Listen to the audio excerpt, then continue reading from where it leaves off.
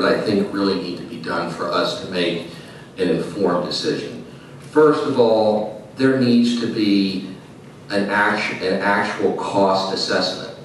We have somebody from the outside that we don't know who they are, we don't know what their rationale is, we haven't even seen their working papers telling us what the costs are going to be.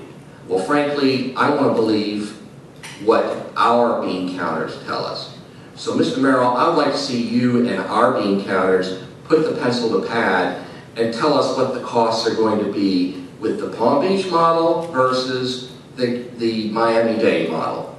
And I want to see direct and indirect costs in there, because I've learned from budgeting that indirect costs can sometimes supersede direct costs considerably. And I want to make sure that we are comparing apples to apples here. That's first. Second is, I think that we need to come out of the ground with our own hybrid that does what needs to be done and is fair and equitable to all our constituents, not just one special interest group.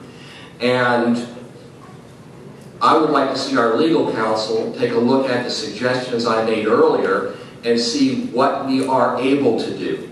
Because having chaired the budget and the policy for the court system for 10 years at the legislative level, I worked with the funding of Bay Area Legal Services, and I'm not quite sure, but I believe that if it's an independent contract with the county and there's no state money involved, that we can dictate our terms.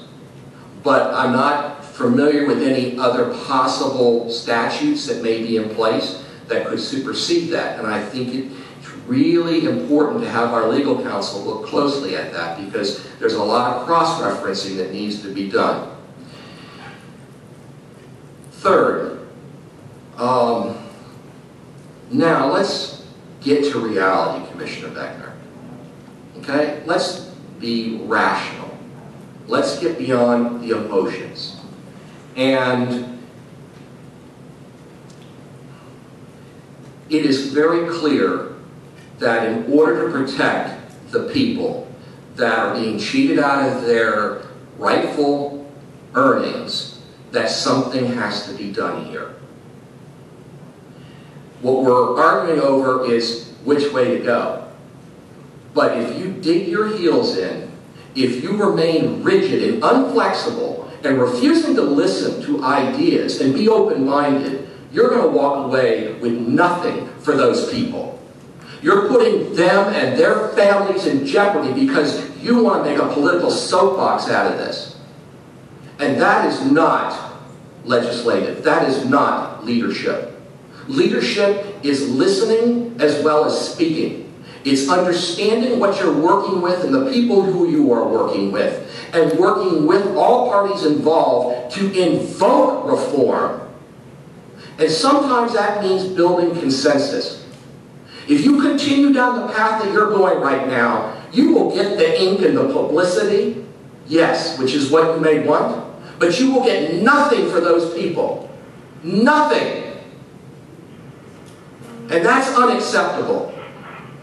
I don't want to leave here with nothing. I want to leave here with what we need to protect them and their families, and that means building consensus. Regardless of either model, we need to develop our own that is fair and equitable to these people and to the people whose voices aren't here today, that aren't represented, which are the independent contractors and the small businesses that fall within the 200% of poverty level.